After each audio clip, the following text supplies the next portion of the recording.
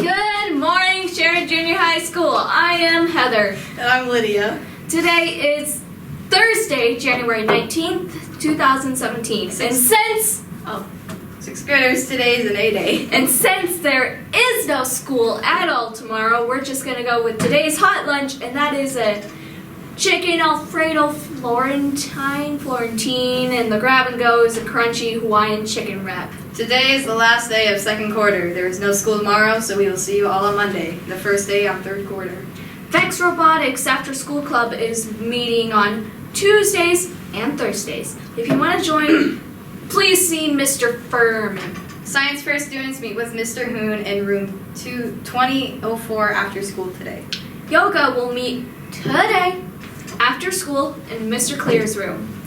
No experience necessary, and you can bring your yoga mat if you like. Spelling Bee participants, there will be 3 meetings coming up the next 3 Mondays, January 23rd through January 30th and February 6th. The meetings will be right after school in Mrs. Hill's classroom. The tip of the day is to remember to stay organized because it helps you become more successful, calm, and happy. And now it's time for breaking news. This is CNN 10 minutes of world news explained. I'm Carl Azus, and leading things off this Wednesday, January 18th, a mystery, one of the biggest in the history of aviation, may go unsolved. The underwater search for Malaysia Airlines Flight 370 has been called off. On March 8, 2014, the flight left Kuala Lumpur, Malaysia, and headed for Beijing, China. It had 239 people on board. At some point during the journey, military radar indicated that the plane changed course and headed west. Investigators believe it eventually turned south toward the southern Indian Ocean. After that, the trail went cold.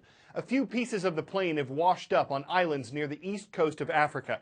But despite years of searching 46,000 square miles and spending millions of dollars, no one knows what happened to the plane. Its black box, its flight data recorder, may hold some answers, but it's missing with the flight. And Malaysia, China, and Australia, the 3 countries leading the search, announced yesterday they were suspending it.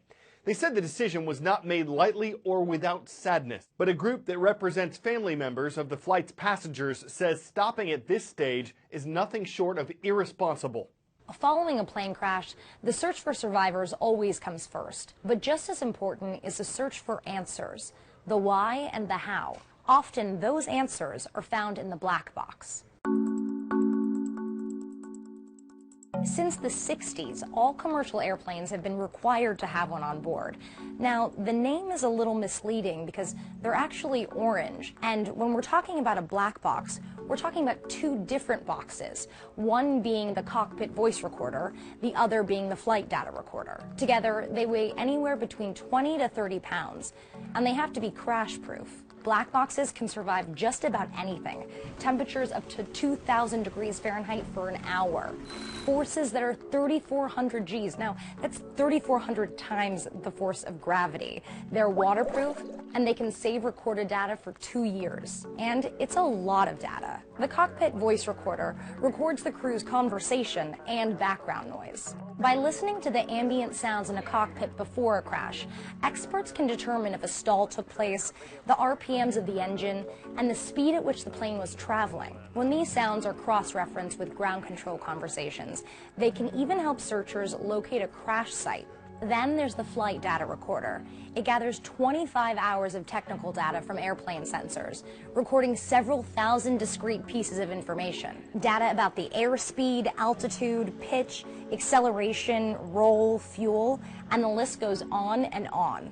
But to make sense of the data, first you have to find it. Not an easy thing to do when a plane crashes into the ocean. Both black box components are outfitted with underwater locator beacons, which self-activate the moment they come into contact with water. They send pings once per second to signal their location and can transmit data from as deep as 20,000 feet for up to 30 days, when their batteries then run out. But on land, there's no such pinging to help guide the search. Investigators have to sift through the wreckage until they find it. Now please rise and join us for the Pledge of Allegiance.